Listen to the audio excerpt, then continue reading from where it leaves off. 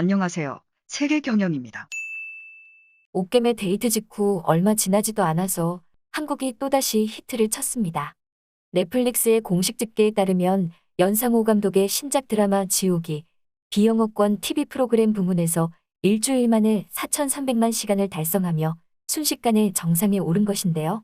당장 넷플릭스의 드라마 부문 글로벌 탑10에 지옥과 오징어 게임, 연모와 갯마을 차차차까지 4편이 올라가 있는 상황에서 단연 지옥이 가장 압도적인 질주를 이어가고 있습니다.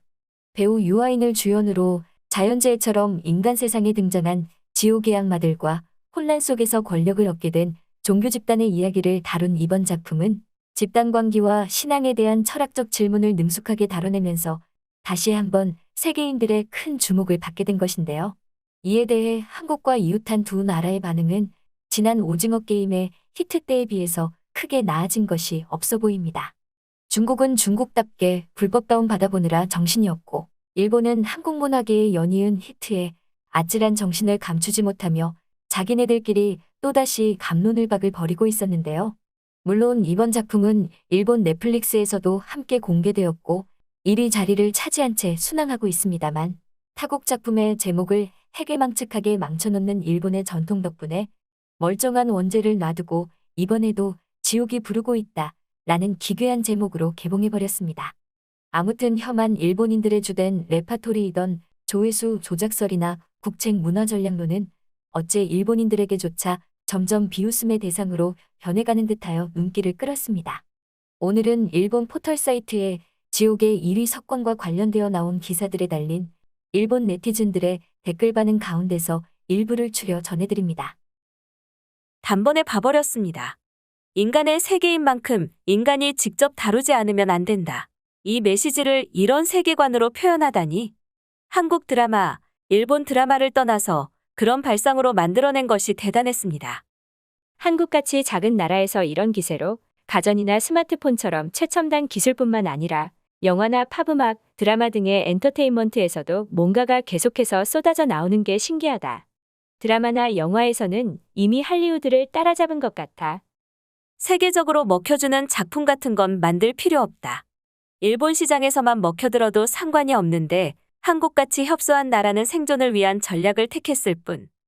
한국은 싫지만 한국의 드라마나 영화는 좋아한다. 이건 일본의 문화나 애니메이션을 좋아하는 한국의 반일들과도 같을 것. 오징어 게임이 카이지의 표절이라고 부르짖던 우익들은 어디 갔어요? 이번에는 또 어떤 것의 표절입니까? 지옥이라는 단어가 등장하니 기독교의 표절 같은데 일본은 기독교의 발원지가 아니니까 또 어떻게 대응할지 궁금하네요. 어쩐지 데스노트의 느낌이 들기는 했지만 대체 왜 일본은 이런 게 안 되는 거야? 올해 본 해외 드라마들 중에 제일 재미있었습니다. 오징어 게임은 지옥의 발밑에도 미치지 못한다고 생각해요. 각본과 연출이 훌륭하고 연기력이 압도적입니다. 작고 예쁜 아이돌을 배우로 쓰지 않고 평범한 외모의 배우들만 사용한 것도 현실감을 자아내는 요인이라고 봅니다. 예전까지 한국 드라마는 주부들이나 보는 것이란 이미지가 있었는데 스위트홈이나 오징어 게임, 지옥부터는 남자 팬들도 늘고 있어. 여기에 일단 익숙해지면 일본 작품은 볼 수 없게 된다. 순식간에 보았습니다. 감독이 전하려던 메시지를 확신할 수는 없습니다만 어쨌든 제일 무서운 건 인간이구나 생각했습니다. 개인적으로는 오징어 게임보다 더 좋았어요. 일본은 한심하다. 답도 없는 연예인들끼리 TV에 나와 시끄럽게 떠들어대고 있을 뿐이지. 세계적으로 통용되는 프로그램은 못 만든다. 이웃나라를 비난하기만 하는 어리석은 일본인이 되고 싶지 않다. 주제는 지옥이지만 인간의 집단 심리에 잔인함을 부각시키는 드라마였습니다. 반나절 안에 끝낼 수 있는 작품. 또 넷플릭스 조회수를 조작하는 거야? 이런 소식은 이제 지겹다. 세계 1위를 2번이나 조작으로 달성할 수 있다면 차라리 넷플릭스를 한국이 매입해버리는 게 더 빠르지 않을까요? 망상은 질병입니다만. 넷플릭스 CEO가 나와서 환호를 질렀는데 그런 망상대로라면 CEO도 한국에 조작된 건가? 우익들은 대본형 발표를 좋아하니까 전혀 진화하지 않았구나. 이쯤 되면 이길 수 없다. 지금부터 마인드셋을 바꾸고 인재를 육성한다고 해도 따라잡는 데에 30년은 걸릴 텐데 그 시간적 격차는 어떻게 메꿀 것인가? 딱히 미남이나 미녀의 배우가 등장하는 것도 아니고 대단한 CGI를 사용하지도 않았다.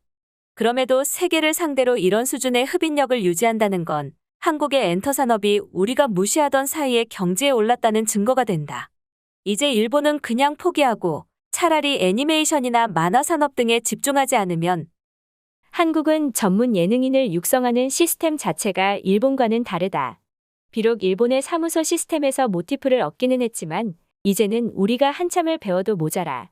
거기에 막강한 자본력까지 생겨서 완전히 폭주하는 상태야. 솔직히 대단하다고 생각한다. 몇 년에 한 번 치기도 어려운 히트를 수개월 단위로 지속시키고 있는데 이런 역량은 어설픈 까내리기로는 극복할 수 없는 수준에 이른 것이라고 생각해. 할리우드의 실증을 느낀 전 세계의 시청자들과 넷플릭스의 화력 지원이 만나니까 더욱 걷잡을 수 없게 된다.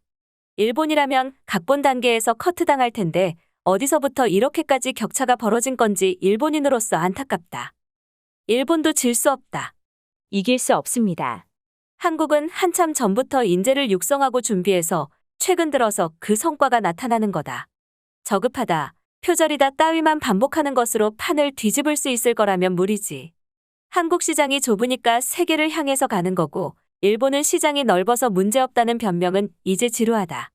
그런 말 하고 싶다면 일단 세계 시장에서 통용될 만한 작품을 만들 수 있는 능력부터 기르고 말해. 전혀 재미없던데. 나도 그렇고 주변에서도 똑같은 반응. 미국에 사는 친구도 오징어 게임 같은 거 본 적도 없다고 나한테 말해줬다. 한국은 도대체 국비를 얼마나 쓰고 있는 거야? 일본에는 아마존 프라임의 가입자 숫자가 압도적이다. 넷플릭스 가입자는 한국 드라마나 오리지널 시리즈를 보고 싶은 사람들이 대부분이라서 한류의 인기는 실제로는 한정적인 것. 감독이 신가면 파이널 익스프레스를 만든 사람이었군요. 알고 나서 과연이라고 생각했습니다. 일본은 국내 시장이 전부지만 한국은 해외 시장을 바라보면서 판을 그리기 시작한다. 한국 정부의 전략적인 목표이기도 하고 일본은 완전히 반대, 위험부담 지는 것을 싫어하고 조금이라도 실패하면 무서운 비판에 시달리다가 시장에서 추방당한다. 때문에 일본은 소규모의 투자가 전부라서 이런 작품은 나올 수가 없어. 이런 코멘트는 너무 지겹지 않나요? 그렇다면 왜 지금의 일본 정부는 해외 시장을 바라보지 않는 것인지, 90년대까지 세계 시장을 석권했던 기술 입국이 정말 내수를 통해서 성장했다고 생각합니까? 시청해주셔서 감사합니다. 세계경영이었습니다.